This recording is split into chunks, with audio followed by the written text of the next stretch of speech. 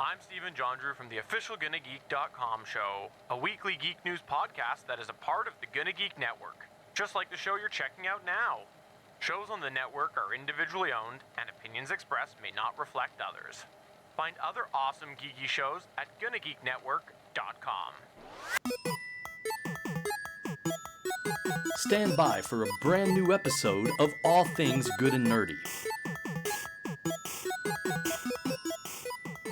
Good morning, everyone, and welcome to episode 373 of the All Things Good and Nerdy podcast. Back on our normal Sundays. We're recording this live on Sunday, September 22nd, 2019. It is not ATGN After Dark, it's ATGN After Sunrise today.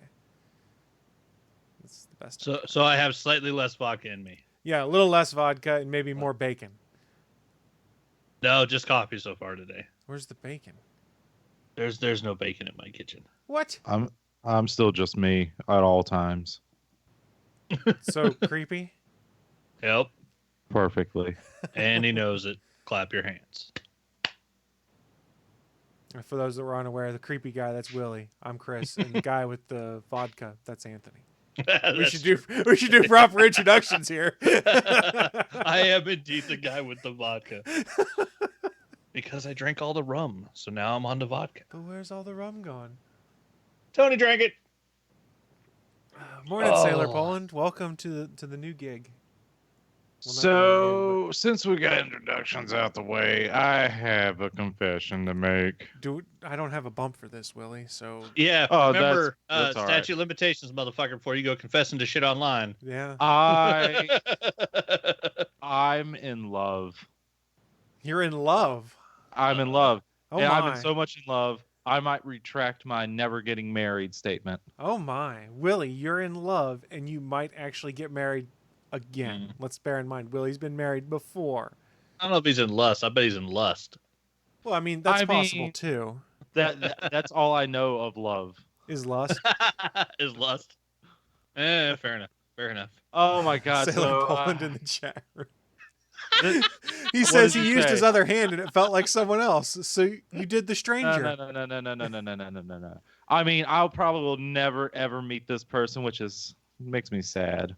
But they're a YouTuber, and this is like free publicity for them, whatever. But oh my God, I'm so much in love, and their content's good anyway, so fuck it.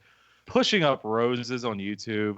I am in so much love with her. She looks so gorgeous. This is getting creepy, Willie. I mean, I watch her on YouTube. That's how See who this is. how's it creepy? I don't know. I find someone Pushing attractive. Up Roses, Ooh. huh? Yeah. You're lusting after an internet personality here, Willie. I mean, I can't help it. She looks damn sexy. I'm just gonna go outright and say it. And if we ever do meet, I will always say, yeah, I wouldn't mind getting married again if that's what she wants. I mean, I'm not gonna. Willie's deny- creepy, and you know it. That's true. How am I being creepy? Like you never just saw someone. Oh, she's really attractive. So basically, Willie has a TV girlfriend, but it's on the internet instead of TV, is what Sailor Poland's equating it to. Sure. I mean, It reminds me of the guy who was my next door neighbor freshman year of college. We'll call him by his nickname of Naked Jake, who tried to proclaim that his girlfriend, despite looking exactly like a picture of Britney Spears he pulled off the internet, was not in fact Britney Spears. No, and you say in college? in college. And he tried to pull this shit in college. In college, this was Naked Jake's play to say his girlfriend was Britney Spears. So he printed off a picture of the internet. Well, the difference here is I'm not saying she's my girlfriend or anything. I'm not saying that. I'm just saying she's attractive, and I'm throwing it out there. This reaches her. Hey, Willie Nelson's is available. So Willie, instead of putting it out there that you're available, why don't you tell us a little about the content that this person has? So that have you watched any of her actual videos? So that people might want to Yeah, go I check watched her all out of it, for her content versus be like, well, Willie wants to marry this woman. What does she look like? Well, I also like how weird she is. Her personality is weird, and I like that in a good way. And also like because she does a lot of videos on Murder She Wrote, which is entertaining. I enjoy her videos too, and she also does a lot of the like the old adventure point and click PC games. Classics. Oh yeah, a bunch of them I never even heard of. Like, did you know there was a Rocky Horror Picture Show point and click adventure game that was terrible? Huh. Huh. I had no idea. Yeah, it was terrible. It looks absolutely horrible. I can't find any fault in what he's saying though. She is cute. Nerdy glasses, tattoos. Oh, yeah. Like, yeah, she's good looking. And she was also born in the year I was born too. So we're the same age, or at least we'll be when my birthday here coming up next month. Oh, there you go. So it's even an age appropriate lust. Holy moly! All right. First of all, age appropriate. There has been no statutory I have ever done. All I'm saying is there are a whole lot of people on YouTube that you could be lusting after that would not be age appropriate. Is what I'm saying. And You know what? When you put it like that, that's fair. Yeah. That would be just a little creepy. Just a little. How am I being a little creepy? No, I said that would be Oh. if you were lusting yeah, after definitely. age inappropriate Oh. people, Willie. Oh yeah. Fuck. I'm gonna go out. I'm gonna have a strong stance right here. Fuck pedophiles. They can all go to hell. Yeah, that's not a strong stance. I'd be fine with that's them a all fair being stance. murdered. I don't think anyone's going to disagree with you there that pedophiles should go to hell. maybe pedophiles would. Oh my probably god, be have you the seen one that group of people that would disagree with him? Yeah, I mean, Jared from Subway might disagree with that. they Yeah, want you can catch up to with it. they want to be in the LGBTQ whatever the acronym is now. I mean, Pedos? I'm with them, but stop with the acronym shit. I just hate acronyms myself. That's just me personally. I mean, I'm with your cause. Just stop with adding stuff to it with a plus, really? The plus symbol? People that does that identify as math problems. I mean, it's not an acronym. You can't. It's not whatever. We're past that. I cannot believe that point though. Like we need to be in the LGBTQ. No, fuck off with that bullshit. No one wants you. You pedophile piece of shit. But anyway, pushing up roses. God damn. I had to stop myself last night because I was like, wait, maybe she might be near me. There's some YouTubers in my area, in my state, Like crazy. digitally stalking her. I looked up and I stopped myself. I was like, this is going nowhere. I just need to stop because I just, as much as I would like to, it's just not going to go anywhere. So I mean, it's just, it's just a fantasy in my head. Pushing up roses. Actually, speaking of YouTubers, big congrats to Lily Singh. Badass YouTuber Superwoman got herself a late night show on NBC that started this week, which is fucking awesome. Yeah, I haven't watched it yet. I have them recorded just because I wanted to check it out because it was something different, but have not had the chance yet to watch.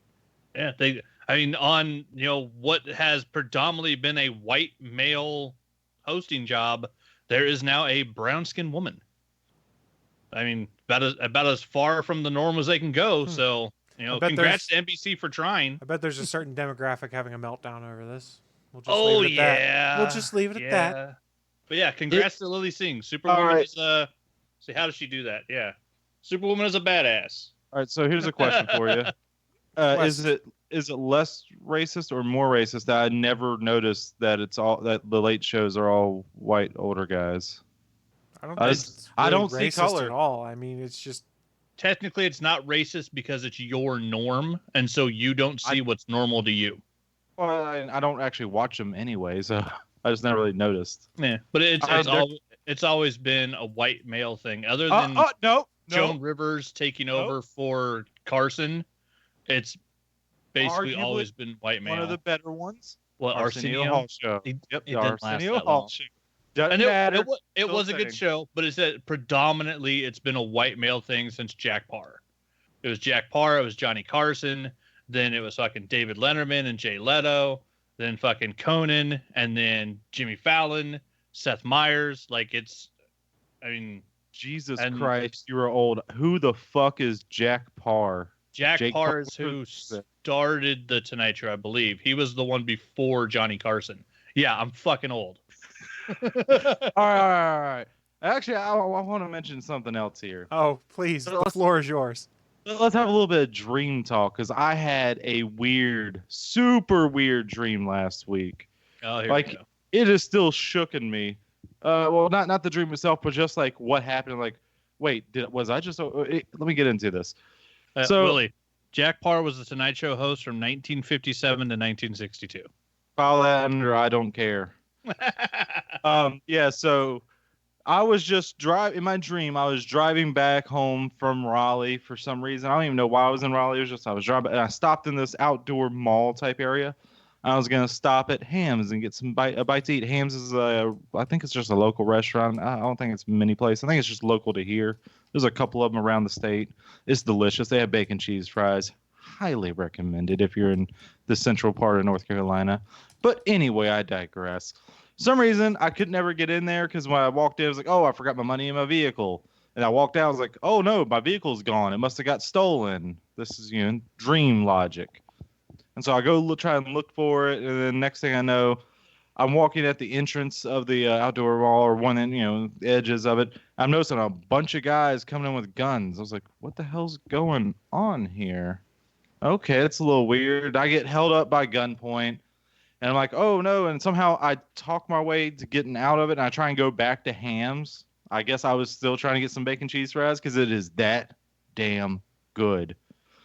They use waffle fries. I'm just going to mention that because it's like a little plate full of cheese delicious. and little bacon bits. And the cheese they use is not like liquid cheese because fuck that bullshit. It's like this is just like melted shredded cheese. And so yeah, fuck Wendy's for their liquid cheese fries. Ugh, oh god, that's fucking disgusting. Anyway, they're delicious. Is what I'm getting at. So, for some reason, before I even get to Hams, it's not like I look down and it just appears. I just look down and it's just there all of a sudden. I got like a bomb jacket on, and I have no idea like a why. Bomber jacket from interesting. Like a vest with a bomb attached to it. Oh, No, he's talking C4 explosive jacket. damn. Yeah, I didn't. Yeah. So I'm just like, oh, whoa. I'm like saying, well, I can't take this off or anything. And all of a sudden, so I'm like, they group us all around. And then all of a sudden, people start exploding around me. And I'm like, oh. So I just turned to the wall. I remember this distinctly. I just looked down. I was like, well, I guess I'm just going to die here. Shit. Oh, well. I'm just sitting there waiting for my bomb to explode. And then I wake up, and then I'm so confused. I was like, wait a second. That was a dream. Whoa.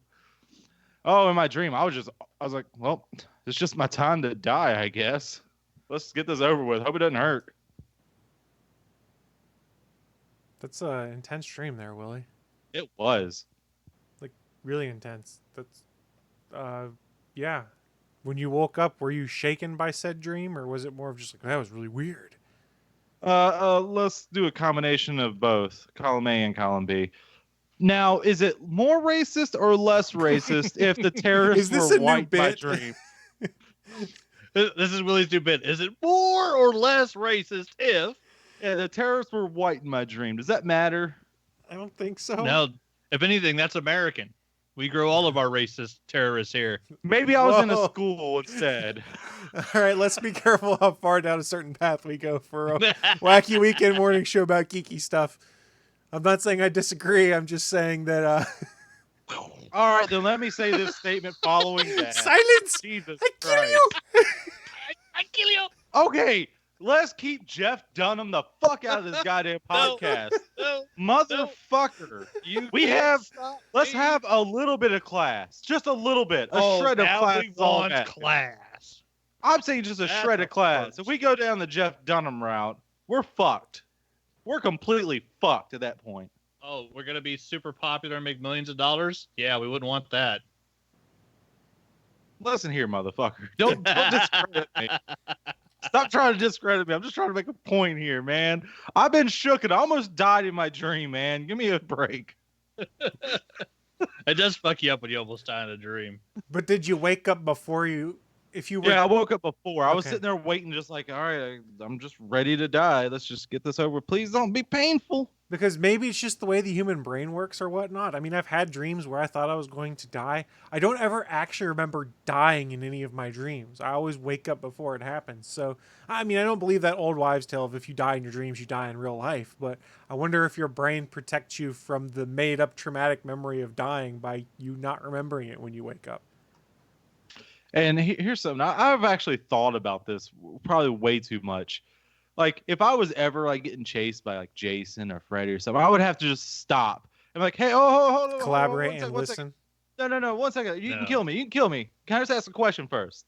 I'll let you kill me. Just let me ask a Jason ain't question. going to answer. You don't talk. I know, but you guys a head nod. I can just ask a yes or no question. I mean, you can nod. I don't know. Did you see his interview on Arsenio Hall? He didn't even nod on that. See, we're already bringing back Arsenio That Hall. was the best. That was the best interview Arsenio ever did. I don't Because know. His motherfucking Kane Hodder in full character, and he never broke, and Arsenio had to carry the entire interview. It was amazing. It was I don't a fucking know. amazing interview. He had Macho Man Randy Savage there with a fanny pack. Well, I mean, that was normal that time of year. Then you also Yeah. remember that carried over to the 90s some because Yeah. And where else is he going to carry his cocaine? Yeah. Come I on. was gonna say that's where he's carrying his steroids. that. Well, I mean, what was one of the interviews they did with was either Scott Hall or Kevin Nash was like, yeah, everyone had basically their own pharmacies in their fanny packs they carried around in the 80s. Oh yeah. That was full of pills and drugs and stuff like that. So it was, oh God, I took a bad bump. And somebody like, hold on, open up their fanny pack and have like Percocet or Vicodin or cocaine or shit like that. I'm still sad I cannot find the best Macho Man Mean Gene interview without it being edited. Like I just want to find just a straight up. It's the best one ever. It's like he comes in. Here comes a man who's done a 180, and he comes in and just spins around. And he does a couple of times. It's a whole weird thing. You can't find it unedited. You can find other ones unedited, but not that one. I had it at one point in time, but for some reason that version got deleted. Now all I can find is edited version. I'm sad about that because it was hilarious. I'm like a chameleon. It's fucking I'll tell you hilarious. this. Have you ever listened to Joe Manganiello when he's been on the Nerdist podcast? No. Who's that again? He was the Flash in the Raimi Spider-Man okay. movies, and he's What? Deathstroke. He was the werewolf on True Blood. He's the D&D nerd who's super huge. Like, he's a giant Wait. guy. He was the Flash in which one? The Flash, Sam Raimi? No, he was The Sam Raimi Spider-Mans. yeah, he was Flash. Not Gordon. Why do I want to say Flash Gordon Thompson? Yeah, Yeah. Flash. Yeah. I know. Yeah, he was only in the first movie, right? Right. I He was think only he the also first shows one. up in the second. Yeah, first or second. Yeah, he wasn't like all the way through them. I But yeah, remember he's just in the. I only remember in the first one. being a he was dick. also in the Magic Mike movies, but he Oh, is good a for him. huge muscular dude. He's a giant nerd and a huge wrestling fan, and he can also do a pitch perfect, spot on Macho Man Randy Savage impersonation. And he talked multiple times on Nerdist about wanting to do the biopic.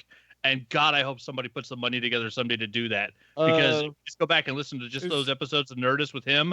It's hilarious. My He only could problem. he could do the Macho Man voice for an entire movie, and it would be perfect. My only problem with that is, isn't he like way too tall for that to do that? Oh, you're gonna disqualify him because of height when he's a huge guy who's a wrestling fan. Willie's a who can do the height voice. supremacist, you see. Yeah, that's Well, why. I mean, That's why he hates Hugh Jackman. I as still a have. referee. I know. That's what I was gonna say. I still have problems with Hugh Jackman. He's too fucking tall and good looking. Wolverine Yeah. is being an ugly, short bastard. He is too tall, but you know what? He was a great fucking Wolverine. I'll give you And- that Logan rocked ass. Woo, woo. Joe Manganiello would be an amazing Macho Man. I hope somebody fucking puts that biopic together someday. Ooh, yeah. Aren't they doing a Hogan one with Hemsworth as Hogan still? That's Isn't that what in I the heard. works? That makes. Yeah, that's the hope rumor. not. I hope that's just a rumor and just goes away. That sounds so stupid. Well, I mean, but then If you could Hemsworth is get you could get Hogan- Hemsworth and Manganiello as the Mega Powers, though. No, That'd be but think kind of about it. awesome. You can't That be would- Thor and Hulk at the same time. Yes, he can, because he's fucking Chris Hemsworth and he can do whatever he wants. All right, I'm done with this. This Do whole what you want. this whole D&D conversation is hilarious to me right now because, like I've talked about on this show, I'm being entertained greatly by All Elite Wrestling, and one of the top heels in the company right now is a guy by the name of Maxwell Jacob Freeman, who everyone calls MJF, and he is currently feuding with one another wrestler whose gimmick is he's like a nerd. He's all into Dungeons and Dragons. He wears like D20s on his wrestling gear and stuff.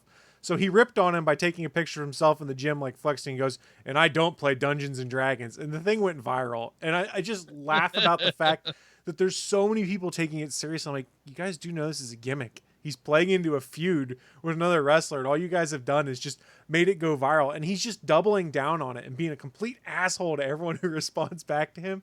And Well, it's that's fantastic. the best thing, which is why I brought up Joe Manganiello, because I figured you'd lead into this. But in all fairness, on that picture, like, there's nothing but his name and then the photo. Like, there's nothing that says this is a pro wrestler in character. So in all fairness, the people that responded to it as if it was real, you can't really blame them. Like, because Joe Manganiello replied back to it, and he probably understands it's a wrestling gimmick, and it was a picture of his cover of like Men's Fitness, and he's like, "I do play Dungeons and Dragons," and then it's Actually, just, I think it's Muscle and Fitness. Yeah, Because he maybe was on the that's cover it. of Muscle and Fitness. And yeah, because Joe Maggs is huge, yeah, it's hilarious. He's like, I do play D&D, motherfucker. To be fair, MJF is pretty huge also, though. And Oh yeah, he's an not a small awesome guy. wrestling heel right now because he's just doubling down on all this. And like other people are starting to hit him up for things, and it's all about he doesn't like poor people and stuff like this. And it's hilarious. These classic heel tactics. And since it's on the internet, some of the stuff he can do, he can cuss and no one cares. So like they were talking, he did an interview where he was talking about Indy cars and racing, and he screwed something up, and someone goes, I had to find the tweet. I really like you, but the Indy 500 is an Indy car race, not NASCAR. The type of car is literally in the name of the race. And he goes, Amy, I couldn't give less of a flying fuck if I tried. Yours sincerely, yours insincerely, Junior Executive Vice President, Maxwell Jacob Friedman. I do like that response. That was a great response. I mean, the guy is just healing it up perfectly. And it's just hilarious. I mean, the fact that this took off and now there's actual conversation because of a tweet in a wrestling feud, it's really entertaining. That is awesome. What? And then there's very attractive women that are tweeting him pictures of themselves. They're like, but I do play Dungeons and Dragons. He's like he's tweeting back to them, yeah, sorry, not interested. Stuff like that. Yeah, I've seen some of the women that have tweeted back, I do play D&D. It's like, wow. Yeah, and he writes back to them. There's some gorgeous women. He's like, sorry, not interested. I do want to say, pushing up roses, if you play D&D, I am very much interested. Of course you are. Of course he is. Of course he is. And if you don't, I'm still very interested. Oh, we know you are, Willie. But you know what I'm interested in? The news of the week. Live from the ATGN studios on the internet, it's the news of the week.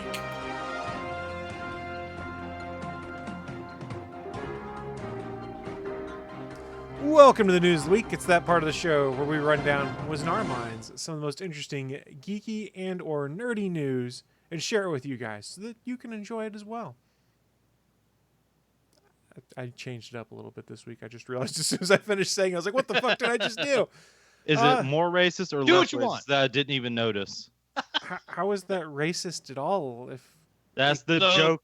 Default answer, more racist. Willie is more racist. Oh no.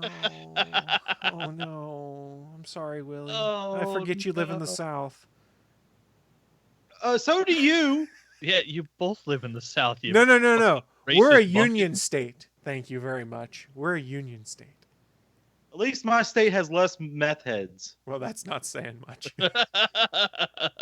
It's not as much meth here now as it is opioids. Thank you very much. Willie. Either way. Although I can't go to the drugstore and buy regular Sudafed without getting carded because of all the meth heads now, which is annoying. That's pretty much nationwide, I believe, at this point. Yeah, that's problematic. Okay, kids, don't do meth. That's your public service announcement here. I did my community service. I'm done. Thank you, Willie. Why don't you share your news with us as well? Oh, me first? Okay. Yeah, why not? All right. Me first. All right. So mine is a story of mystery and collusion. Does anyone here play the yearly sports games at all that come out? I buy Any of Madden them? every couple years or so. Oh, God, you're part of the problem. Okay. I haven't played one since I left the Navy. Now, Willie, I don't play the aspect you're about to talk about. I don't invest in any of the ultimate that's fair. teams. Good. Yeah, I don't even know what they're called. I think the one I'm talking about is NBA 2K20 that just got released. It's a little weird because the rating is what's weird about it, and some people might be fucking up pretty badly here. The ESRB rated it E for everyone. Now you're saying it's a basketball game. What's wrong with that? The problem is there's definite simulated gambling in it. There's pachinko, there's a roulette wheel, and there's slot machines. I will give you that you cannot actually use real world money to play these. You have to earn them in game. But the game also has 3 different currencies to confuse you to do all this. And yeah, you can actually pay real world money for, I think they're My Team tokens or whatever the fuck they're called. No one needs to do any of these. But yeah, it's just more of loot boxes being surprise mechanics. not knowing what you're gonna get. It's just being a big problem, and these gaming companies just saying, "I don't fucking care what the law says. I'm doing what I'm doing." Because I believe last year's games they made $1 billion in profits off just the external purchases, the in-game purchases And I will alone. restate, fuck EA and their surprise mechanics. Well, this is Take-Two. Yeah, but EA is the one that put that shit into a court record. And They're now you not say gambling, they're surprise mechanics. now you might be saying, like, what's the problem? Is you can't use and you can't purchase things to play these games. You have to earn them in game. Well, the point is that there's still gambling games in there. The slot machine's still a gambling machine. Roulette is still gambling. Pachinko, that's some Japanese shit I don't understand. But now, if you look on the we have the ESRB here. Let's go to Europe where they have the PEGI system, right? I believe that's what it's called. I'm not 100% sure. I'll defer to Let's- you here. Yeah, let's go to it is what it's called here. But let's go to a very innocent game. Let's go back to all the way to the 97, 96 Pokemon. Pokemon Red and Blue. Green if you're in Japan instead of blue. You want to know they use numbers for their ratings, like PEGI 3, for like all ages, and PEGI 12 for like, teen is our teen, and mature, it goes on up. What do you think Pokemon is rated over there in PEGI? You can use our system, it doesn't matter. Probably not E for everyone. No, it's rated PEGI 12. You don't want to know why?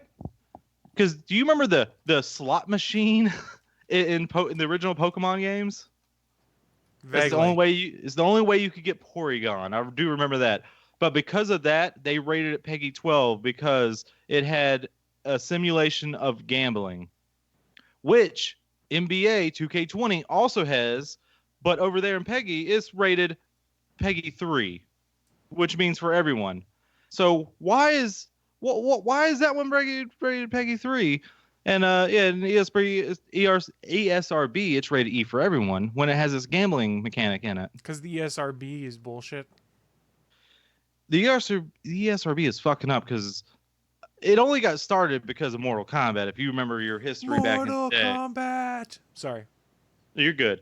And pretty much the government was saying, if you guys don't do something, we're gonna do something about this. And so they started up the ESRB, and things have just been going. Like it's supposed to be there to protect children from seeing bad shit that they shouldn't see, right? Sure. Like they shouldn't be listening to me talk because no one should actually needs to listen to me talk, to tell you the truth. But it gets a little bit more inclusion state because guess who was in charge of the ESRB about 2 years ago before they stepped down? Batman. Did you say bad man or bat man? Either. Well, you're wrong either way. It was Strauss Zelnick. I hope I'm pronouncing that right. But the problem with that is he was also the CEO of Take-Two Interactive, which is the parent company for all these NBA 2K games. And so he stepped down, and so someone else is there, but he's still on the board. So something's going on here where they're just allowing these ratings are only like a small part of it for these companies to get away with this bullshit. I'm still saying loot boxes are becoming a big problem. Yes, I don't disagree with you one bit, especially in these sports games. Oh, and I stand by my statement that Overwatch was all right. Overwatch is all right with it because you can earn them in game easily. You can purchase them, but why would you even do it when you can just earn them so easily in that? And plus, it's only cosmetics. It doesn't help you out anything. And I know in this NBA 2K, you can earn cards to help you out in the My Team, I think they call it. And that helps you out in that form. You can get better cards depending upon. So it's a gambling aspect of itself. Yeah, that's similar to what they do in the Madden games with the Madden Ultimate Team. Is you have to open packs to get new players, and there's different tiered level players and stuff like that. So you can get like a gold or a platinum or a silver or a bronze player, and then you can get attributes to train them that come in the packs. And yes, you can not spend real world money to do it. You can do challenges in game and stuff, but the amount of challenges you have to do, it's ridiculous to unlock any of those. But it's the same mechanic you see in like Android tablet and cell phone games anymore. Same kind of thing. It's another way to try and over monetize things. And here's the thing, honestly, as much work as goes into these Madden games and stuff like that anymore, I'm not saying there's not hard work that goes into it, but if you want to try and leverage these loot boxes and stuff to be your core way to mainline the money, they shouldn't be $60 games. You should be selling it for like half that. That's why they can get away with selling them for so cheap, like a month or two after they drop, because like, oh, we're going to hook people on these Ultimate Team mechanics, so they start dropping money into the pack system. $1 billion in profits. Mm-hmm. Yeah, I mean, there is a reason that games like Apex Legends are free to play. But even then, Warframe and stuff like that too. But even then, that's still, even though it's free to play, all the loot boxes or whatever's in it is just cosmetics. It gives you no advantage. Only. You can't get any advantage in the game, so it doesn't matter if you want to buy them or not. If you want skins or icons or banners or skins for your guns or character, none of it changes in-game play. So I would say that's different. I do have to say this, though. By comparison, I'll take the ESRB any day over the MPAA. Because I just looked at the ESRB's website, and you know what I found? I found a list of their board members and their names. And I found categories and how everything is listed, and how everything breaks down per category of what qualifies for what rating on a game. You know what the MPAA does? They hide their fucking board numbers. Well, they change the rules depending on who brings in the movie. If you scroll your little mouse wheel over, like, you know, it has like when it has all the little ratings over there, if you scroll over to T for Teen, like examples that will like what would give it T for Teen, simulated gambling is under that. That's true. So anything with simulated gambling should be T for Teen or higher. So according to their own website, anything with simulated gambling should be T for Teen, mature, or adult.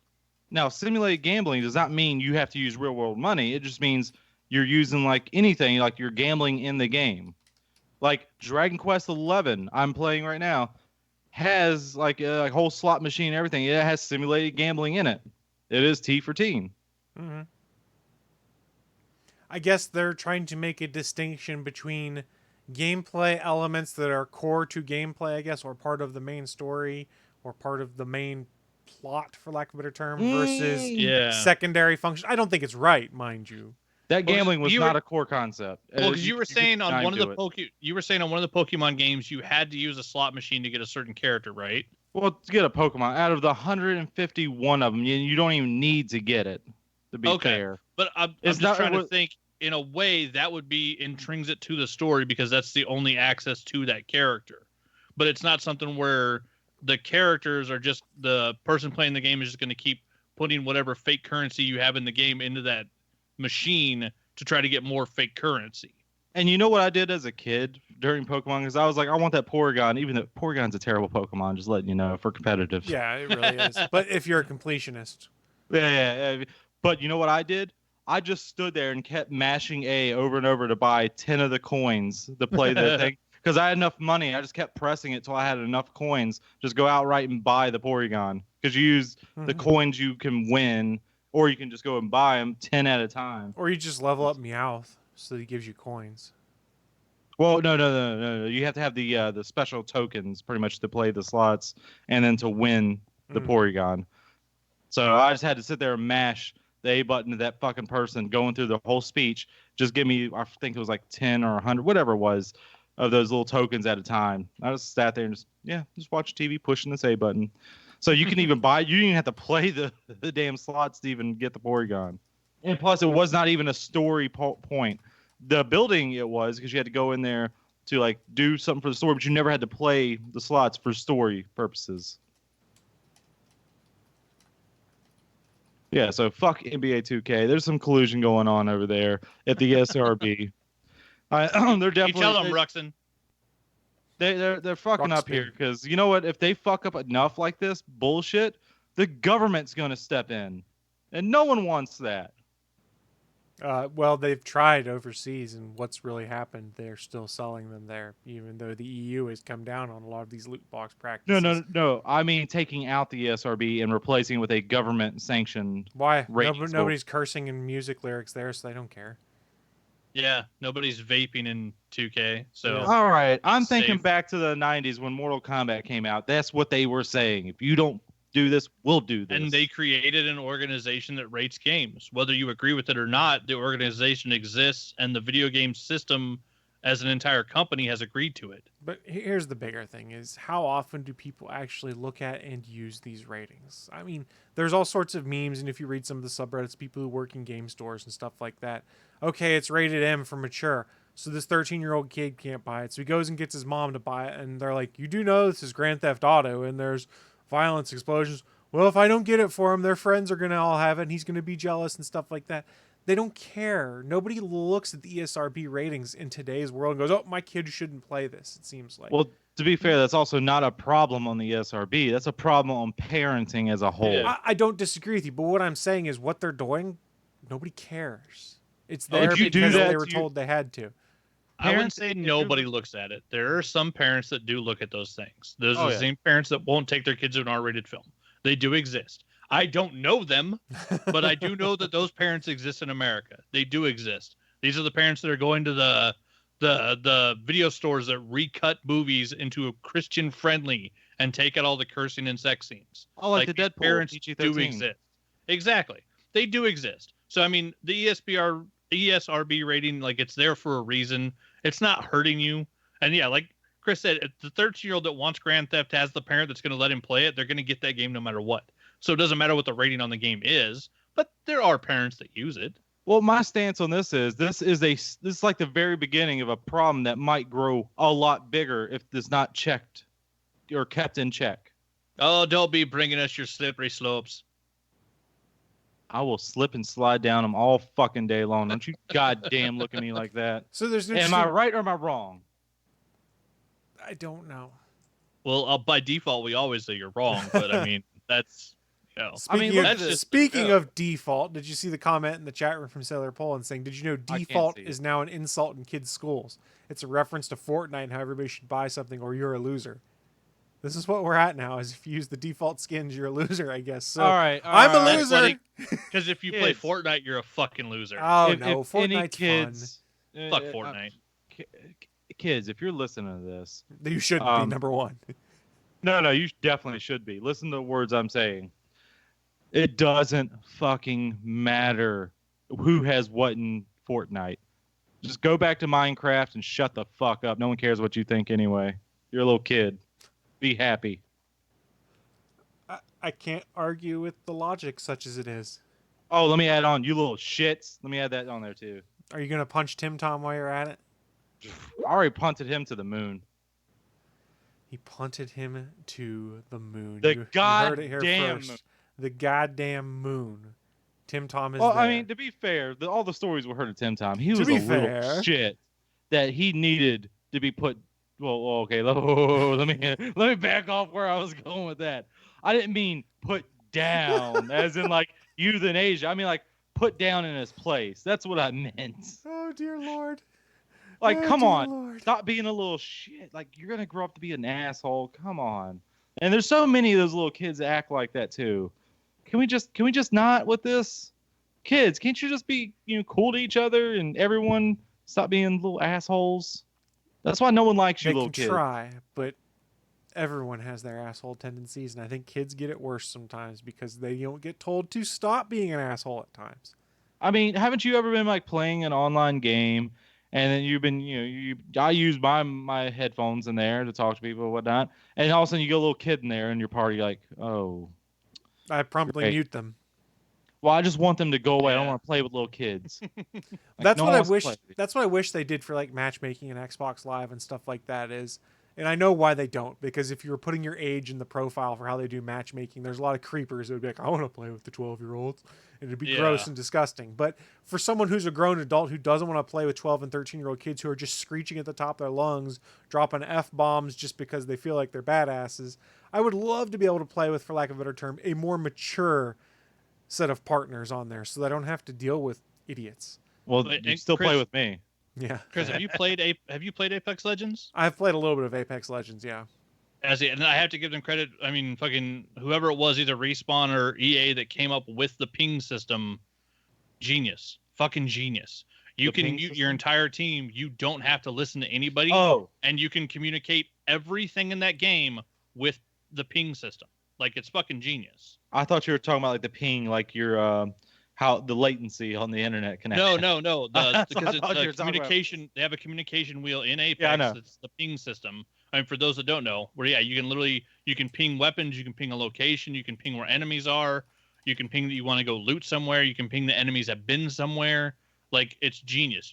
Oh yeah. Because Definitely. I'll load in when I have my headphones on Apex and I'm just playing randoms, and just not loading in with my friends, and I wait for the character load screen to pop up, and if I hear like people screaming in the background, someone's fucking dog running across their kitchen, someone chewing their food, I instantly hit triangle and just mute the whole squad, because I don't want to listen to the bullshit that's in your house. Like, I sit in a quiet room by myself with no noise, and I want to enjoy my video game, and I don't want to listen to people screaming, being yelled at by their mom to take out the trash. I don't want to hear none of that bullshit. And yeah, for that game beats everything hands down right now, because that ping system is genius. Oh, 'Cause it you can still is. communicate Mhm. everything. You don't have to talk unless you want to, or you can just go in private Nope. chat with your friends and be like, I oh, don't. I'm good. Yeah. Oh, We do then I'm that, just yeah, gonna with, shut up like, the rest of the group episode. Well, this is not a game of Apex Legends. But Oh, it's a double win. Oh, so I'm not gonna shut up for the rest of the episode. Okay. Ah. Willie, I'm sure you could accept and take the. I'm sorry, you could. Excuse me. Let me rephrase because I'm stuttering on this. I'm sure you could handle this challenge because it'd be really easy not to talk because you could just turn off your microphone and then still keep sassing us and no one would ever know. Oh, you'll feel the sass, I'll feel the sass. I won't see it yet. but you'll feel it somewhere very inappropriate. The back of a Volkswagen. That sounds like a threat. I don't have a Volkswagen, Willie. It'd be much more challenging for him to not mute his mic, try to sit there with his sassy self, and see if he could make it through the rest of the episode without saying something stupid. I don't think he can do it. Oh, I definitely can't. At least he knows himself. All right. But still, there's still collusion in the ESRB. That's all I'm bringing it back to. Collusion. Thank you for that, Mr. Roxon. You Yep. should have screamed collusion and then just walked Does he off. say collusion in the show? I know. Yes. I don't remember him. Yes. I don't ever remember him saying that. Yes. I'm not Yeah, taking it from the in league. multiple seasons. multiple I seasons? really just don't remember. This It's actually- win has an asterisk. Collusion. Secondly, it's a callback to when I was on a different podcast. I can't remember how long ago it was that we were playing old like sports games, and there was definitely some collusion in that fucking. Yeah, I lost first round because some collusion. Buttons didn't work properly. It was an old Nintendo game. I don't even remember what game it was. It was a football game. Tecmo Super Bowl. Nope, it was a shittier one I never even heard of before. Hell And the yes. buttons didn't make any goddamn sense. I couldn't throw the ball. There's only 2 buttons. None of them's throwing it. Was it 10-yard fight? Possibly. You could Thank tell you, me Sailor what it was. Poland. I don't remember. Don't remember. Well- 10-yard fight. Wow. While Willie is trying to figure out what it might have been, let's move on to our next news story. I'm not trying to figure that shit out. God damn it, Willie. I was trying to transition, and you killed my transition. Oh no, you transitioning perfectly. You did a great Clunk. job. What's Dead who's doing the news of the week next, Chris? I was I want to follow this up with something. going to go next with my news of the week, unless Willie Hey, has an Chris. objection. Hey Chris, why don't you go next with your news of the week? Mine's done. We talked all about it. How about you go next, buddy? God damn it. It's your turn. God damn Go ahead it. and talk. Willie, I think you're I'm just waiting on stupid. you to talk there, buddy. and he was looking for a button. You're a bad person. Anytime today, Chris, just talk. Go on with your news of the week. I don't want to. The mic is yours, buddy. I don't want to now. All right, I'm All going to right, go I'm with done. I'm going I'm to go done. with The my joke's news, and we'll let Willie get his shots in here in a few, of course, because that's what we're here for. So, news of the week. We have the Crisis on Infinite Earths crossover that's going to take place over 5 episodes, Hallelujah. coming to all of the CW DC television products. We were recording the Starling Tribune live on Thursday, and I'm going to split this into 2 pieces. And the news had broken that day, like 30 to 40 minutes before we started recording that they have signed, brain fart. Tom Welling, signed on to play Clark Kent in Crisis. Now, there is a follow-on piece to this I'll get to in a second. But number one, they've now folded Smallville into the current crop of CW shows. And there's a lot of people that are reacting similar to how Willie is right now, going, oh my God, oh my God, oh my God, because they're freaking out because Smallville lasted 10 seasons. A lot of people watched it. I would argue it has not aged as well as we would hope, but you can still have fun with it. But Tom Welling was Clark Kent to a lot of people. I think Stephen Amell put it himself as best. We wouldn't have any of these shows without Tom Welling and Smallville. Like that brought this version of comic book storytelling to television and made it popular and showed that it can make money for a network. As much as I like Man of Steel, Smallville is still my Superman. It's because you grew up at that right time period where a lot of people that are Willie and I's age. No. You don't understand. I was a freshman when he was a freshman. It started perfectly. Oh, yeah. You definitely lined up. Fucking perfect. Yeah. And I was just old enough that it was all Christopher Reeves for me. Yeah. Chris Reeves was it. Like, he was the man. When Smallville showed up, I enjoyed it. But yeah, like, Chris Reeves was still my Superman. Yeah, it's been off the air, I think, about 8 years now. But you got to think, people that are about Willie and I's age, give or take 4 years on the other end of the spectrum, for a lot of people, that was the must-watch TV. Was, oh my God, I've got to watch Smallville because it was the teenage superhero melodrama stuff that you see a lot of today, but back in that time period. And it was kind of not genre-breaking, but it was surprising to get something like that on TV that they were able to pull off. I think after Dawson's Creek, it really was like the biggest must-see TV on a non-primetime network. Could have been Buffy, though. Oh yeah, Buffy. I think Smallville had an even bigger Friday night audience, people watching it as it came out. I think it had a bigger audience than Buffy did. I remember being in college and we didn't have a DVR in our apartment, and I'd bought a VCR at the thrift store, and I told my roommates, I was like, hey, when Smallville comes on at 8, can you hit record on this? Because I had night calculus class I had to go to. Nice. So they would record Smallville for me on the VCR that we had bought and put in our living room so that I could come home and then watch Smallville. Because I was too cheap to buy it on iTunes. As October 16th, 2001. So I was I was 5 years into being in the Navy when Smallville started. So yes, I was way out of high school, past normal college age. Yeah, still loved it. There's a lot of people my age that kind of grew up with Clark Kent and a lot of those other characters. And the show made it 10 years. It was done in, I think, 2011, roughly. They did an official comic book continuation for season 11, which was actually pretty good, which is where you actually got to see Clark wear the suit, because the biggest ripoff, and I talked about this on the Starling Tribune to me, was they were building up to Clark wearing the suit forever and ever. We never actually saw Tom Welling in the suit. We saw a CGI'd Superman flying around outside, and then at the very end, as he's going off to save the day, he undoes his shirt, and there's the flying he got S to do the he got to do the S. But we never actually saw him in the suit. In all fairness, Miller and Gold, they said the rules for the show was no flights, no tights. They hadn't been the showrunners for 4 years at that point in time. Yeah, and I'm calling bullshit on that rule anyway. That was the original rule. Bullshit rule. Clark never flew. Kal-El did. And they never put him in the suit. So the whole thing was it lasted 10 years. This is what turned Clark Kent into Superman. Wait. The moment he became Superman, the show ended. My brain just busted a little bit. It was perfect. Who's Kal-El? When he put on the red kryptonite ring, he became the evil version of himself, and they referred to him as Kal-El. But he is still the same. But it wasn't Clark. But it wasn't Clark. Fair the enough. Clark personality was repressed. I don't like that at all. If you looked at when the show originally came out, their idea was no flights, no tights. We're going to make, this is Clark Kent. This is the farm boy from Kansas. Why does he become such a good person who is always willing to risk himself to save the day and do the right thing? And so the whole point of the show was, how does this alien kid raised by two humans become such a good person? And to find out, watch Brightburn.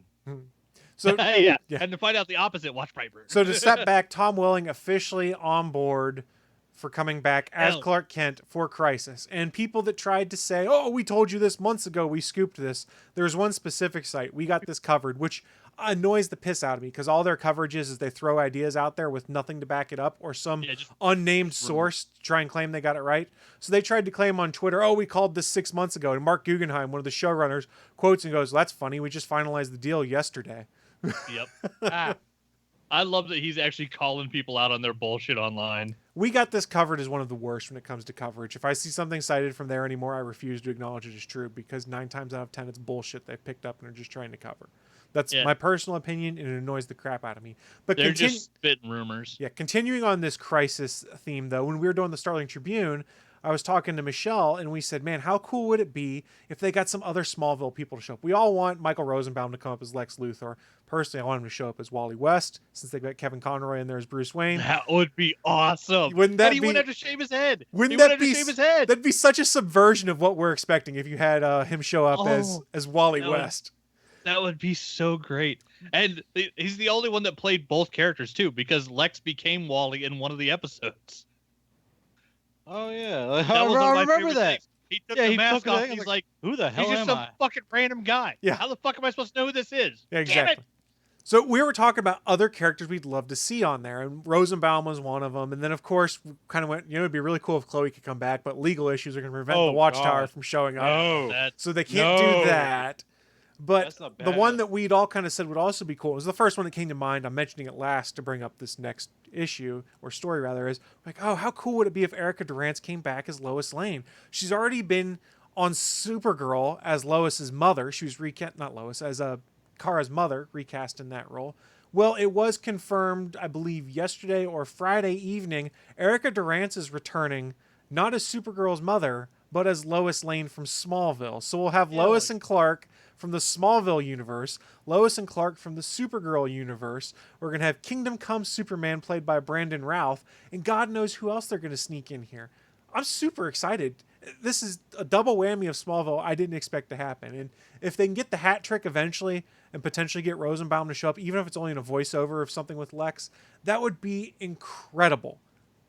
Now, what the hell is he doing now? Could still show up too. Like she's still working in the business. She's still up in Vancouver making shows. Who was She was Lana. She was Lana. Oh, okay, yeah. Then they did a good job of ending her story. Now, Sailor Pullen says, how about Terry Hatcher? I hear she could use that work.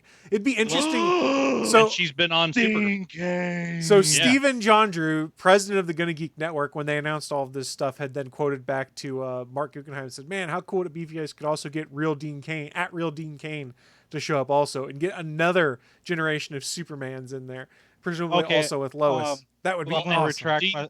Dean Cain and Terry Hatcher have both been on Supergirl. Right. Like, they're already in the universe as characters like Erica Durance. But back as their characters from Real Adventures of Lois and Clark. I'm just saying, they've already been on the sets. Like, they've been in these shows. Hold on a second. I'm going to retract a statement I said earlier.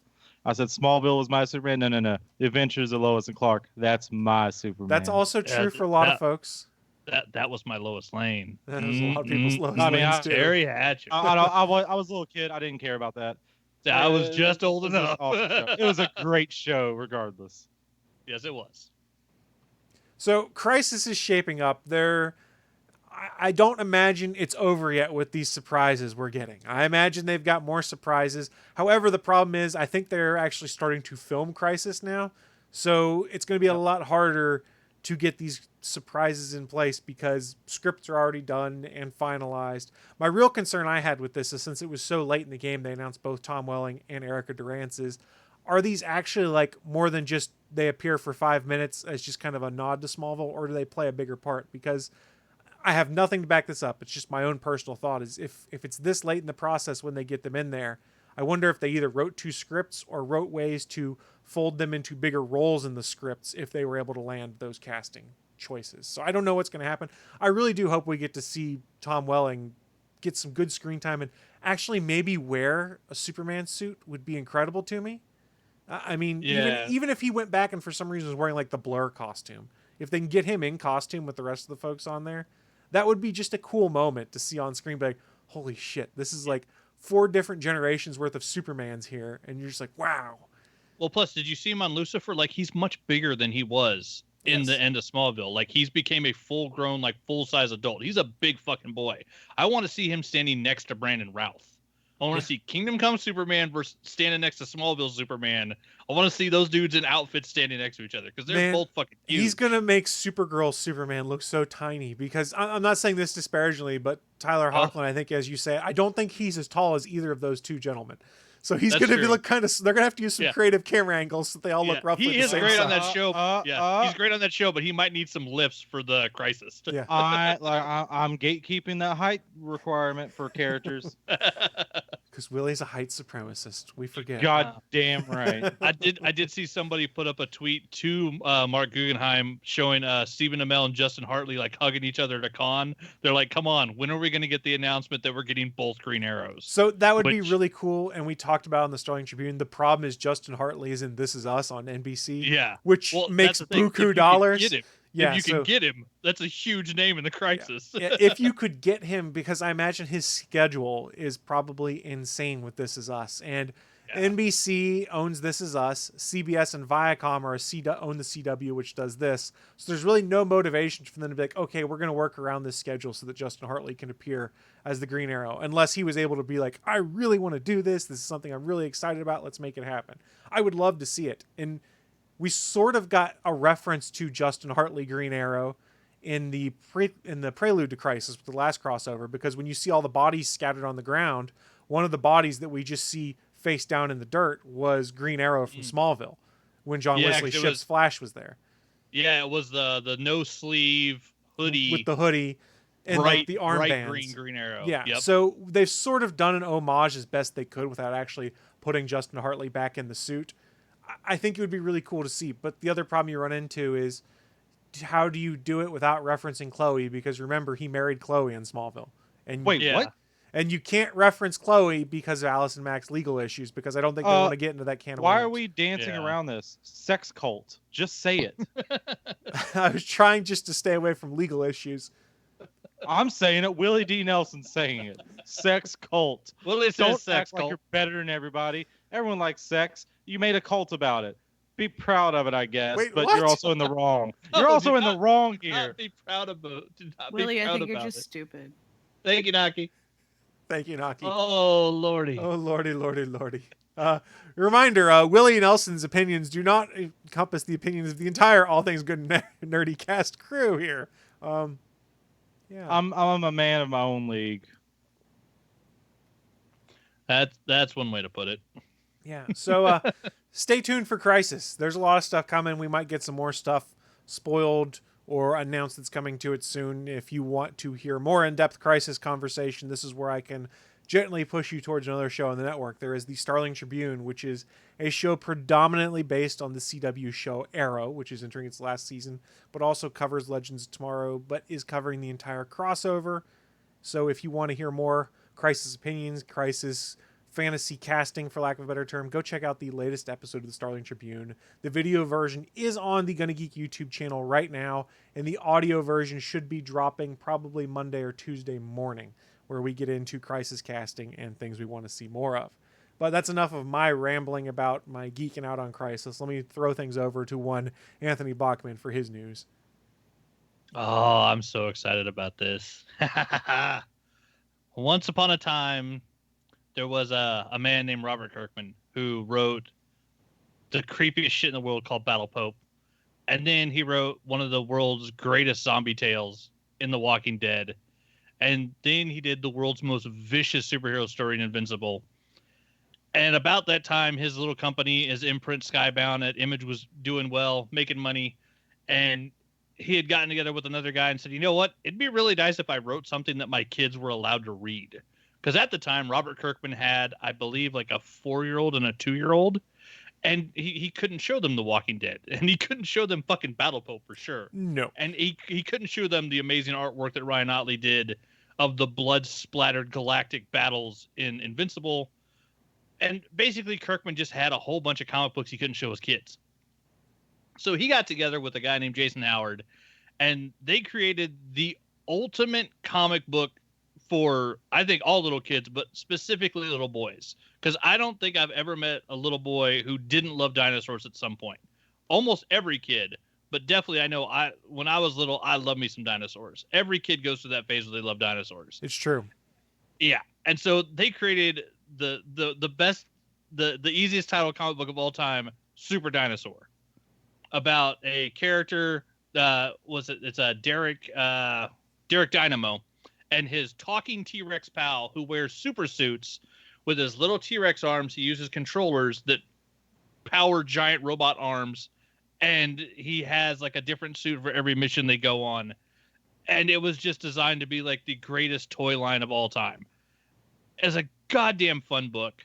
I have bought, I believe, 8 or 9 copies of every trade because all of my friends that have sons and daughters have gotten it as Christmas presents. I bought it for every kid in my family. I love this book. I'm actually the person that named the letters page. Mailosaurus Tex is called Mailosaurus Tex in the back of Super Dinosaur because of me. And when I won that contest, I won a page of Super Dinosaur. It's up here behind me. I have a page with Derek Dynamo on it. I own one of Jason Howard's pages. I love this book. And it is coming to Amazon Prime. They did a cartoon. Apparently, it already got a run in Canada, but now it is coming. It'll be released here on Amazon Prime Video on August 6th. All of Season 1, Part 1, consisting of 13 30-minute episodes, will be available on the show's launch day from Spin Master. If you've got kids, if you've got anybody that's ever enjoyed dinosaurs, check this show out. If you ever loved like TMNT when you were a kid, give the show a watch. I guarantee you're going to love it. There's a bad guy that's a Triceratops that uses an axe. Her name is Triceratops. Like, it's fucking fantastic. It's puntastic Robert Kirkman at his best. It's a kid. Yeah, Triceratops. She's fucking awesome.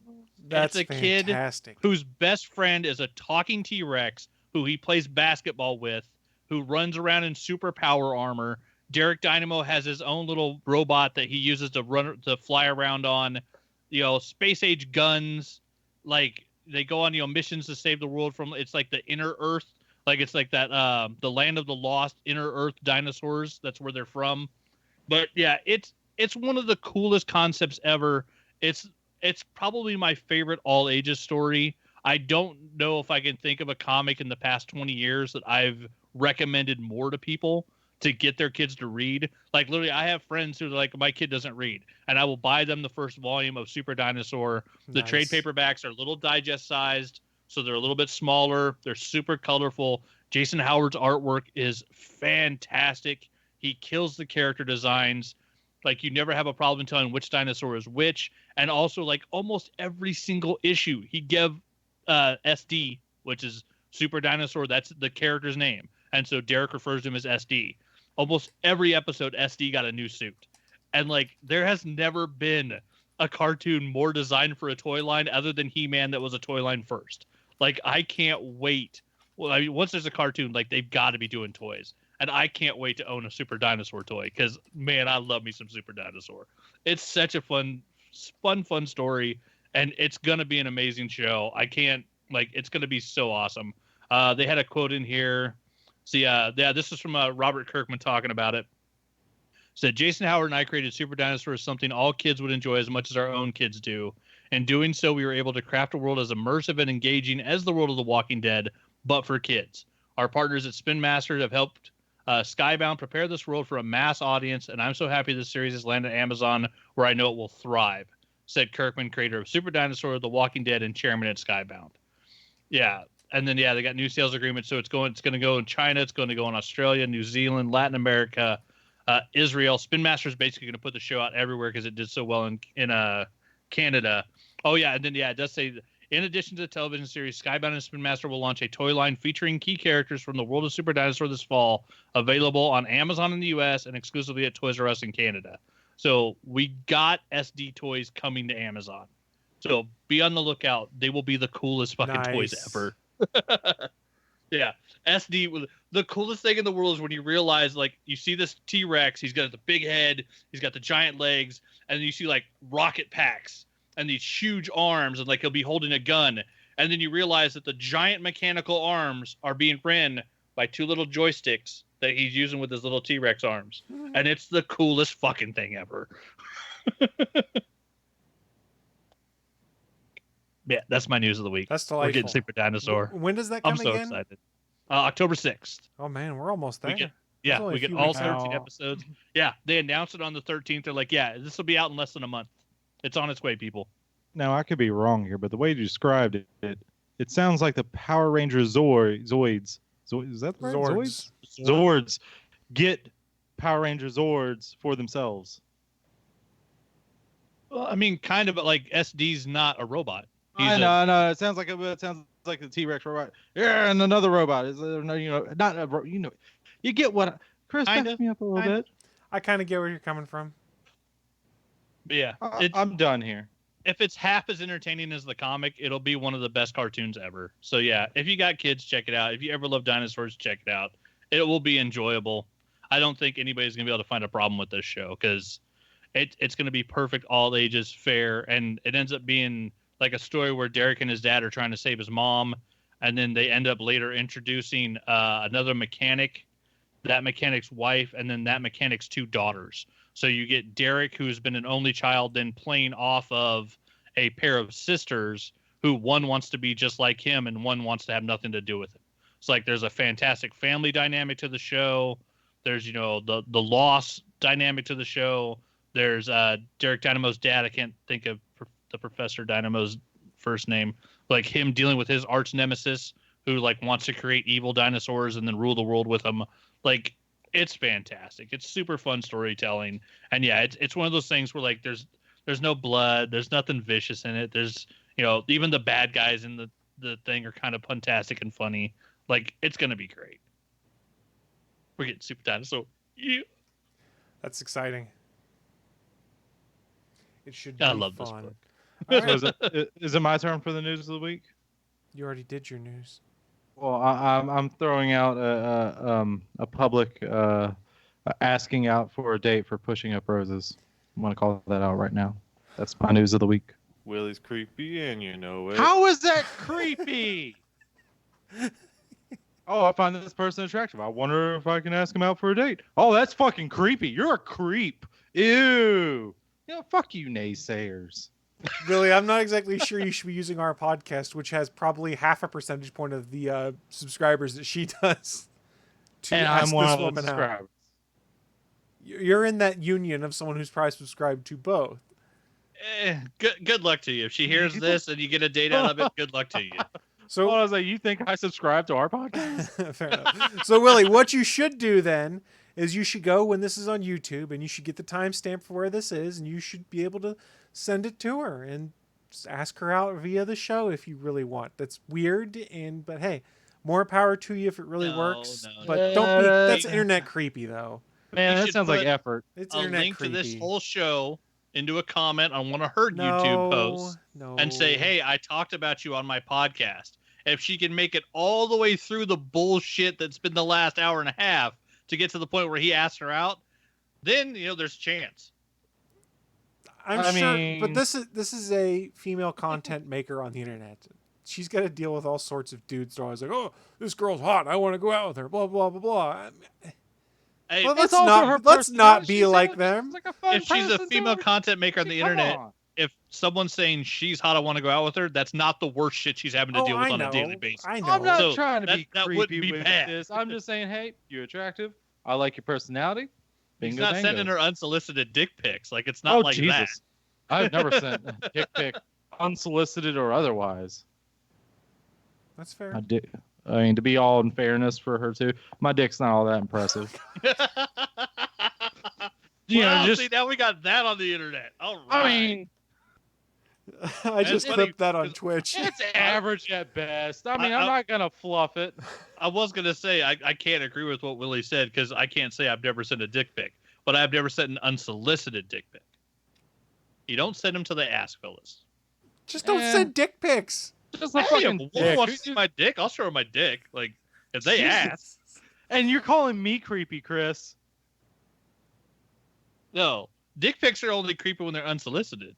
If someone wants to see it, or sent to the wrong person, and they're like, "What the fuck's this dick in my inbox?" Well, see, that's always problematic. You got to double check your 2 box So, if you send in. what was it in Blue Mountain State? There was the whole lesson that Thad had when it came to dick pics. Is like, 1, make sure your face is never in the dick pic. Oh yeah, definitely. Yeah. Oh, Anthony Weiner did not get that memo. No, he didn't.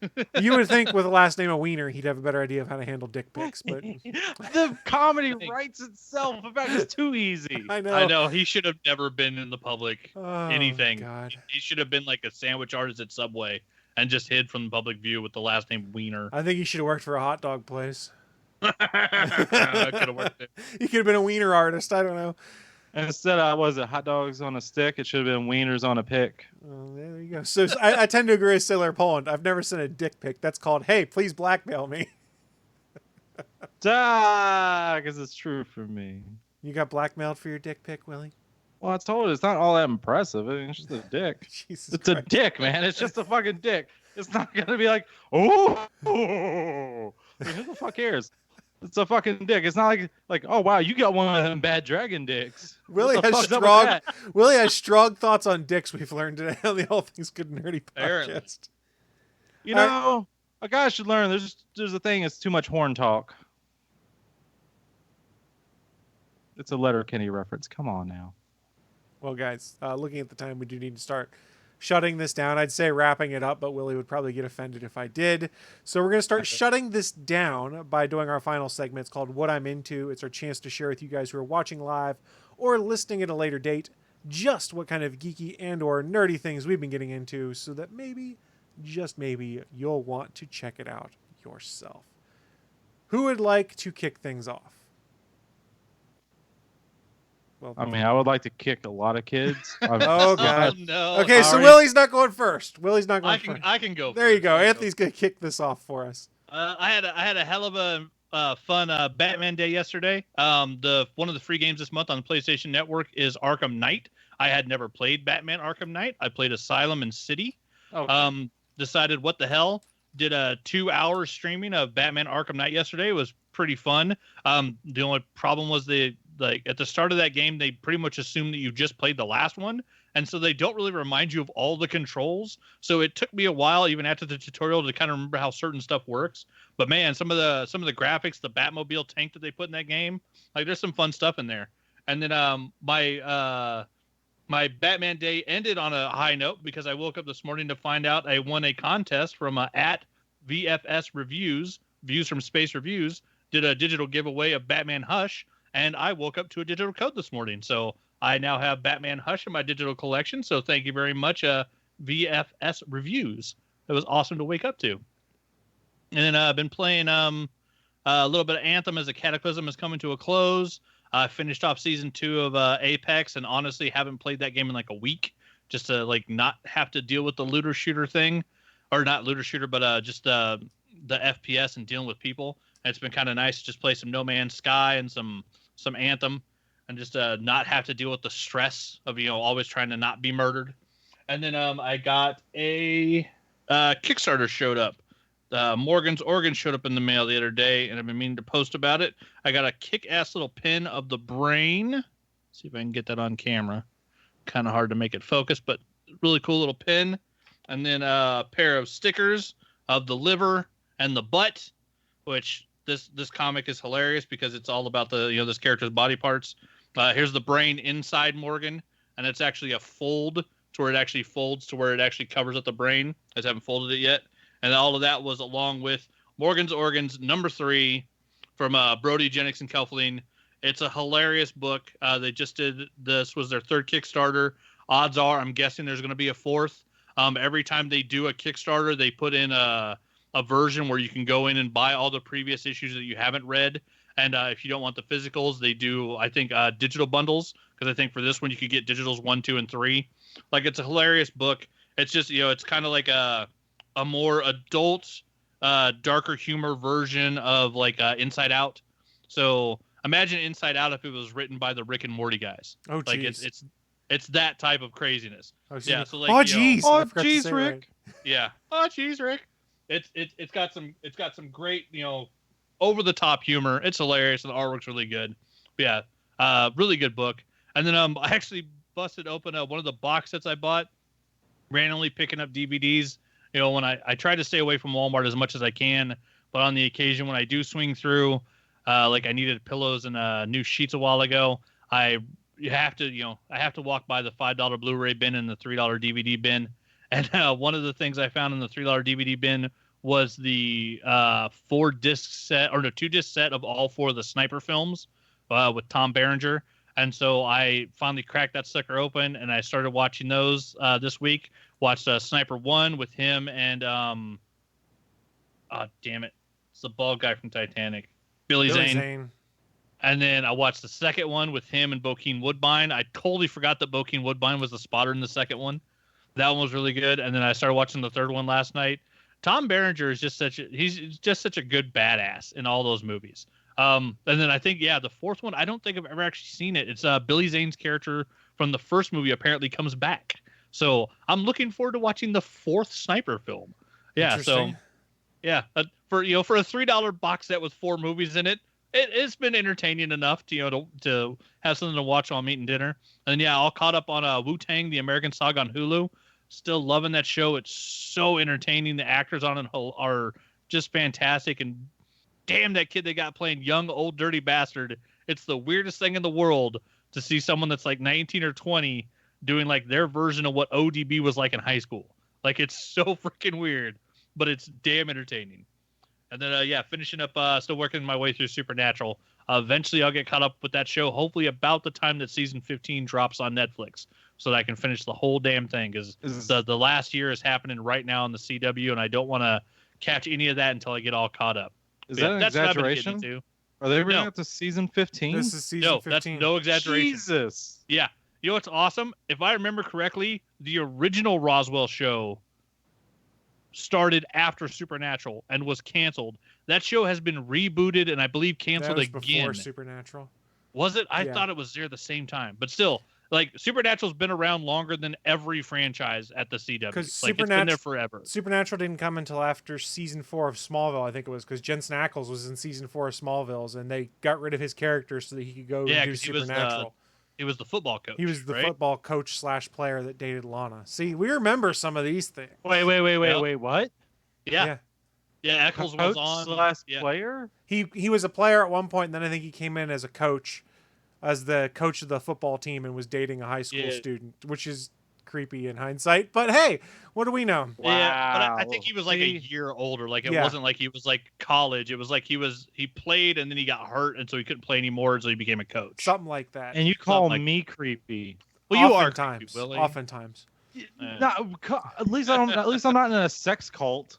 But yeah, no, they're doing their 15th season right now, and they went into this year knowing that it was the last year of the show. So, like, they've had, like, there's been a bunch of videos and stuff online that the guys have done. It's been fantastic because they're just so damn proud of the show and so happy. Like, their show ran for a decade and a half.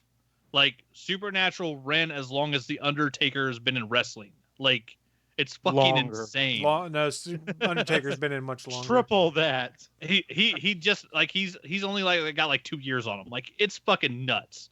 But yeah, that show's been around forever, and it's one of the best crazy ass shows in the world. I'm on season 12, and I fucking love it. Like, this show's insane. Every character in that show's died and been resurrected like 3 times. Like, it's just batshit crazy. Since you brought up Undertaker, totally entertaining. Do I have is this memory right that Undertaker and Paul Bearer, before they went to the WWF, were they tag team partners in another organization? Paul Bearer? No. Yeah. I thought I heard that somewhere. Before the whole Undertaker character and all that. I don't think so. Yeah, because he was in WCW as Mean Mark Eaton, I believe. I don't remember that far back. Or Mean Mark Calloway. I can't remember what it was. Or Mean Mark Calloway? Yeah, it was Mean Mark something. Yeah, because he had the heart punch was his finisher. He would jump up and do a Superman punch, but he hit people in the chest, and it was supposed to, like, kill their heart. Yeah. I don't think Paul Bearer was... I don't think he was ever a wrestler. I don't think he was always management. Yeah, he's always been on the mic as a manager, I think. Yeah. That's fair. I just thought I had a memory. I was like, someone tell me that? I don't know. I'm trying to find out if it's true or not. Yeah, I don't believe so. But there's so many small. There were well, especially back then, there were so many small wrestling organizations. Hell, they might have been a tag team somewhere, and like down in the South. Like It's true. Before WWF bought them all out, there were a lot of wrestling organizations. So it's possible. It's true. definitely possible. The late '80s, they could have been a tag team somewhere. He's not wrong. So I'm going to go next with what I've been getting into here. I played a little bit more of Gears 5, and if you have the Game Pass, it's awesome because you didn't pay anything new and you got a game 3-4 days before it came out. The game is gorgeous. The visuals are incredible. The sound design is incredible. It's one of the very few games I've played where Dolby Atmos actually makes a difference as you hear things coming in from above you. It is badass. Question. Yes. Do you have Batista? I have not played multiplayer to get Batista yet, but I get the skin. Yes, I've already downloaded the skin. He's only in multi. No, it's a free download, but he's only in multiplayer. He's not in the story. Okay, so he's not in the story mode. Right. Because I haven't played it, so I knew he was in it, but I didn't know how he was in it. Yeah, I believe it's just a multiplayer skin pack, but I'm not 100% sure on that because I've mostly just been playing the story right now, and I'm still in Act 2. And Act 2, they kind of change into this open world thing where you're driving around on a snow skiff. And you've got to work your way to an objective, but you can go explore things and find extra loot. So like I found a classic sniper rifle from back in the day that if you perfectly execute your reload maneuver, gives you an extra bullet in the chamber. And for sniper rifles and Gears, kind of a big deal. So I've been having fun just exploring and enjoying the environment that's around there. But then on Friday, there was another game that came out on my Switch that I actually ventured to Walmart to get because at Walmart, games are $10 off when they first come out of their retail price. So I bought Legend of Zelda Link's Awakening, the remake of the 1993 game that came out on the Game Boy, which was then re-released on the Game Boy Color and then re-released on the Game Boy Advance, if I recall correctly. No, it did not come out again on the Game Boy Advance. Okay, my apologies. But just the Link's Awakening and Link's Awakening DX, which was the Game Boy Color version. Okay, so I got that on Friday. Didn't really get a chance to play any of it until Saturday. It's delightful. They basically I never got to finish the Game Boy game because my dad had the Game Boy growing up and I had the Game Gear. So I would play the Game Gear games and occasionally I'd play like Mario and stuff on his Game Boy. And I think I played maybe an hour of Zelda.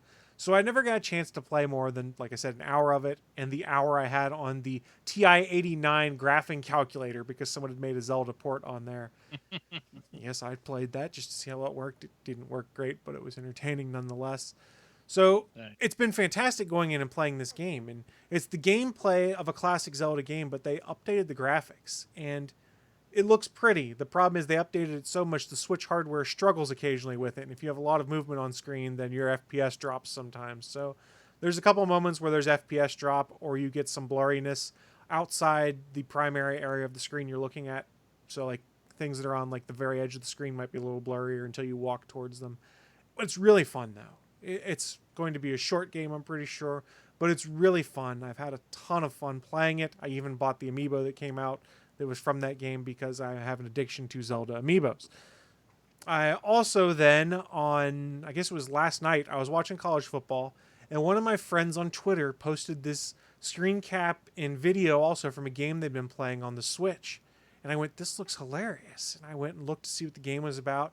Read about it a little bit and said, I have to play this game. And last night I bought, and this is the actual title of the game, Untitled Goose Game for the Nintendo Switch. And the premise of the game is you are a goose and you are a dick to everyone.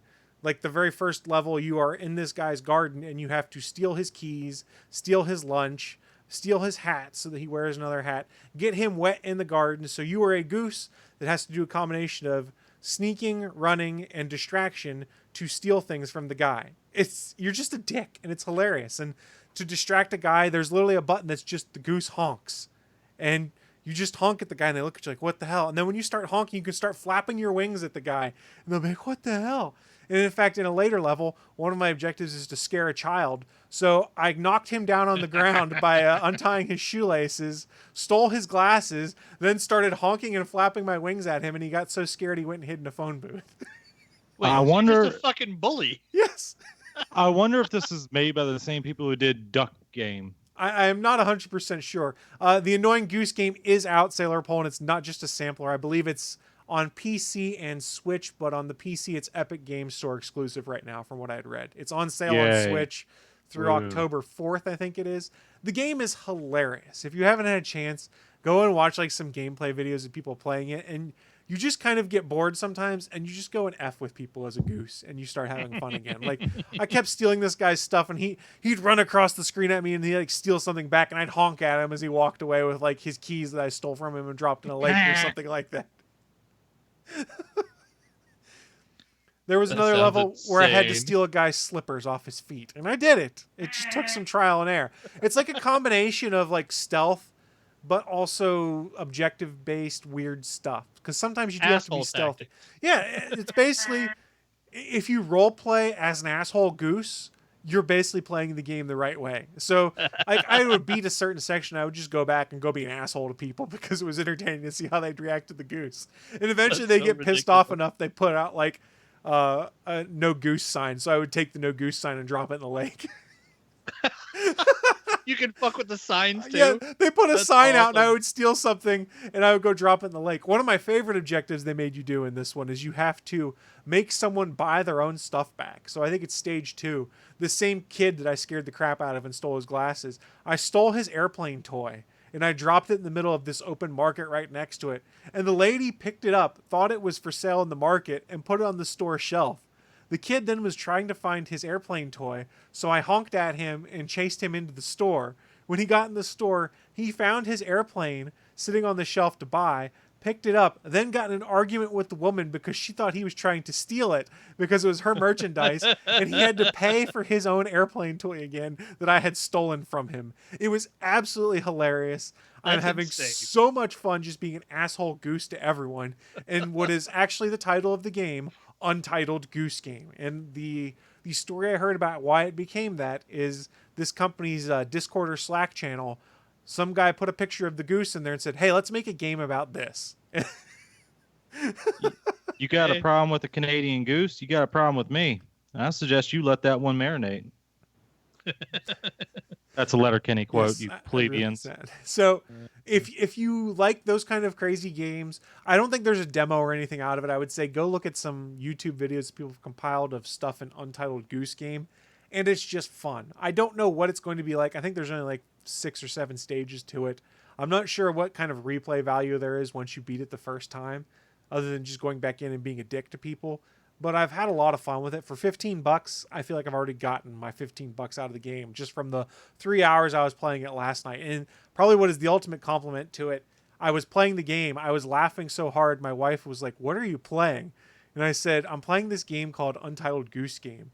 She's like, "What?" I said, "Basically, you're just a goose and you be an asshole to everyone." And like, she watched one of the clips I'd posted on Twitter about it, and she goes, "Oh, I'm totally buying this," and went and bought it. And we sat on the couch next to each other with football on TV, both of us playing Untitled Goose Game, laughing about what we did to people. And I'd like, "How'd you do that?" "Well, I did this." And I'd be like, "Oh, we'll do this to get past this step." And we were sharing asshole tactics, for lack of a better term, in this game. It's delightful. Go check it out for yourself. It's Untitled Goose Game. Wow. Willie, you need to get it. I know you got a Switch. I know you know I got a Switch. I'm still having fun with Duck Game because there's also a dedicated quack button on that one. Yes. That's what made me think it was maybe made by the same people. Let me see if I can find out on that. Why don't you tell us what you're getting into, and I'll do some research to see if it's the same studio. All right, so last night I decided to rent a movie that people were saying, "Oh, it's a bad movie." I watched the new version of Aladdin, and I'm going to say that was pretty good. I don't see why people are saying it was bad at all. I liked it. I had no problem with Will Smith. It was better than The Lion King by a long shot because you could actually see the emotions of the live-action people instead of just seeing the animals just be animal faces, and you can't really get emotion from that. Other than that, I've been tearing it up as Steve the Hare Harrington on Dead by Daylight. I'm almost prestiging him, and I gotta work so hard to get him to his bloody tussled mane of a hare. That's gonna be so long. Also, I tried a couple matches as a Demigorgon, and then I remember I suck as a killer, so I'm a survivor main through and through. Other than that, I also got I went and got 3 different movies yesterday. That's what made me think to rent Aladdin. As I saw it there, I was like, you know what? I don't want to buy that, but I still want to see it. So I'll just rent it off Vudu. But I picked up Booksmart because that looks like a good one. I saw it in seeing the theaters. It trailers. was fun. Yeah, so I bought that because it always looked good. And then I also got Leprechaun, 7-movie collection in a steelbook case. I mean, how could you not?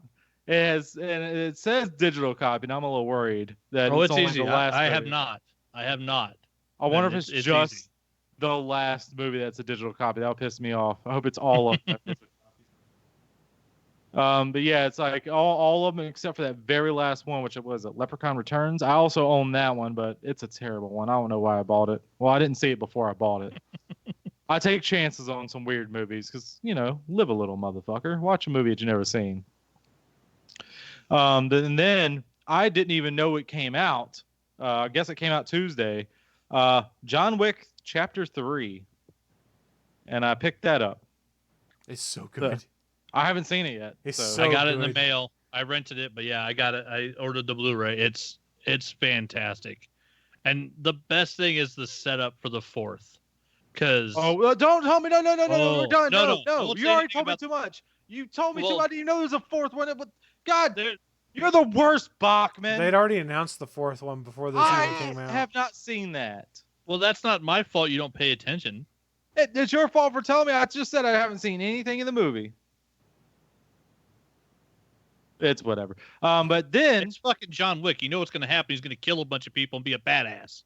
I'm not sure if I had already seen it before we recorded last time. I also saw It Chapter 2. Did I mention that last After Dark episode? I think so, but I'm not 100% Time is a weird sure. thing, man. Yeah. It's a weird thing. I don't remember. Yeah, It Chapter Going 2. A week and a half between episodes is throwing us off. It Chapter 1 was better. It's still a good movie, but the first, Chapter 1 was just better. That's all I'm going to say on that one. And then, speaking of it, Bill Skarsgård's in another movie that is a very limited fucking release that's pissing me off because I got to drive all the way to Raleigh Tuesday to go see it. It's a movie called Villains. If you haven't seen the trailer to this, look it up because it looks pretty good. It kind of reminds me of, I can't remember which one's the first in the series, The Collector or The Collection. It kind of reminds me of that. Interesting. And pretty much the plot I saw was like a guy and a girl, I guess boyfriend and girl, I'm not sure, it doesn't really say, rob a convenience store. I don't know if they've done other stuff that illegal, rob people, but all of a sudden their car breaks down or they stop at this house and they break into the house. I'm guessing because their car broke down. I'm just guessing. And then the trailer only says so much. And then they look through the house and the trailer pops up back into the married couple getting back home. And then the guy and girl hold them up at hostage in there. But there's some more darker, sinister stuff going on. I'm going to leave it at that. The trailer gives away a bit more, but that's all I'm going to say. Because I'm not an asshole, Bachman. You know I'm an asshole. Deal with it. Oh, shit. I'm just fucking with you, Bachman. Speaking of Dead by Daylight and the Stephen King universe, did you see that 4 or 5 of the main people at Behavior just started following Stephen King online on Twitter? Hybrid Panda noticed that all of that happened at the same time. And so now the rumor's going out that a Stephen King property might be coming to Behavior for Dead by Daylight.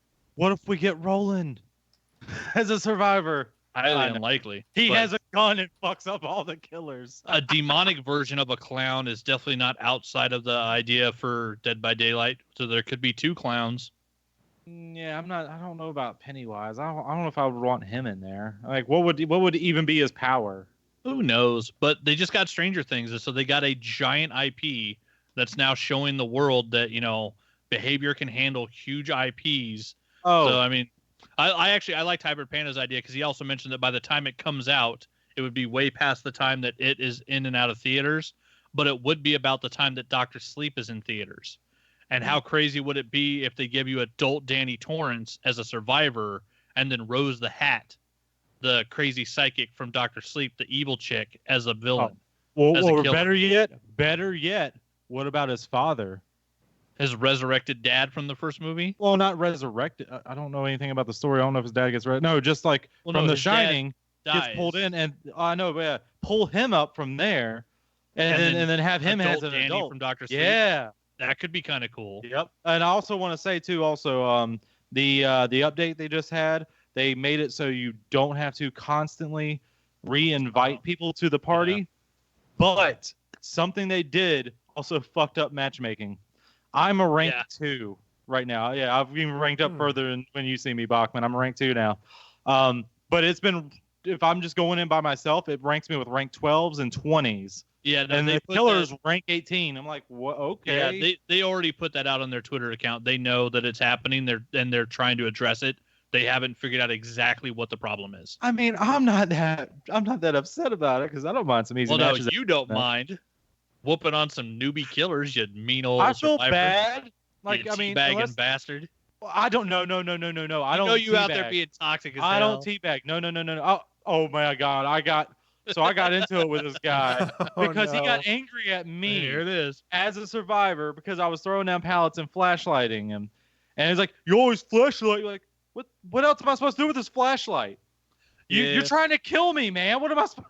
I can't do honestly, anything against you. That is one thing that bugs me. As a killer, you have to look down at the pallet to kick it, but yet you can still be flashlighted while you're looking down at the pallet. It's bullshit. But I mean, it's also, I mean, you're already more overpowered than the survivor anyway. You run faster than them. Yeah, So I mean, killers are overpowered. it just gives you like a couple more seconds to try and figure it out. You figure it out, but you get what I'm. Yeah, and he got pissed at me, and he threw around a hate when speech. all 4 survivors have flashlights. That's toxic. One survivor with a flashlight, that's not toxic. I think it was just me and one other person that had a flashlight, and he said I kept trying to get like flashlight saves. I'm bad at that, so I never tried. It was the other guy. But I mean, I was okay with him being angry at all because he was a tunneling camper. I got tunneling. Oh, well, fuck him then. Yeah. Yeah. Tunneling So that's why I called him out, and then he sent me that. He He go sent to the me a tunnels voice as a piece of message shit. back because he didn't want to type shit out. He just used his microphone to talk. Wow. But he threw out an F-bomb, and I'm not talking about a fuck. Did you report him? Oh. I didn't do that. Yeah, you should, because that's a reportable. Well, to be fair, I kind of started by calling him a tunneling camper, but he did throw out that hate speech word. Yeah, but you called him a tunneling camper. That's not like calling someone. That's stating a fact. Yeah. I mean, there you go, Willie. You better report this mother trucker. I don't want to get reported for cursing. I mean, I still have some of my messages. So yeah, I can do it. Well, it's exciting stuff, Willie. So are you going to get Untitled Goose Game? That's what everyone wants to know. Are they asking about that in the peanut gallery? Sure, why not? Oh. I don't know. I can't see it. I can't see it. It's so small and The chat tiny. room is nothing but Goose Game right now. Yeah, they're all about when's Willie getting Untitled Goose Game. We got to know. Not probably no time soon. It's only on sale for another week. Wait, it's on sale for $15? It's on sale for $15. It's normally $20. Oh, fuck that. I don't get it until it's on sale again then. 'Cause I still got Dragon Quest to play. I got Wreckfest to play. Dead by Daylight. Willie, and I mean this in the best way possible, I think you would be a wonderful asshole goose. I don't mean that offensively. I think you would do a wonderful job of being an asshole goose. You could take the word goose out of there and it's still true. You would be a wonderful asshole, Willie. You should play this game. No, have you seen my asshole? It no, is perfection. God. It is perfection. Hey, too much. Willie's creepy and you know it. This guy's creepy. Definitely. My butthole is the max you can get in beauty. I feel dirty after The epitome of perfection. epitome. Epitome? It's epitome. I don't care. You get what I'm saying. Epitome. Oh. Shush. Shush. It's my turn. I think you put the wrong emphasis on the wrong syllable. Hold on a second. Okay, I got this. My butthole's perfect. My mouth's not. You are a bad person. Yeah, I agree with Willie. All right, guys, looking at the time, we do need to start shutting this thing down. So before we shut down the show, do you guys have any final thoughts for us? Please, not about Willie's asshole. Shit, damn. Ah, damn it. I'm going to do it anyway. My butthole's winking at all y'all. No. You're welcome. I'm sorry. I don't know what to do besides. You should be enthused. Just hit the button. Just roll the and outro. say, Let's go. We Let's promise. We promise Jesus. there will be no more talk on Willie's booty. You see, they're so flustered they don't even know what to say. Bye, guys. Run away. I did it. I mean, I know you should be flattered. Thanks for listening to this brand new episode of the All Things Good and Nerdy podcast. Don't forget, we'll be back next Sunday live at 11 a.m. Eastern, 10 a.m. Central over at live.atgnpodcast.com, channel 3 of the Alpha Geek Radio app, and over at our network home at GonnaGeek.com/live. If you have any feedback for the show, please contact us atgnpodcast@GonnaGeek.com, on our hotline number at 304-806-ATGN, or even better, go to Twitter and send us a message at ATGN Podcast. The music you've heard in this show is produced by Kevin MacLeod and can be found at incompetech.com.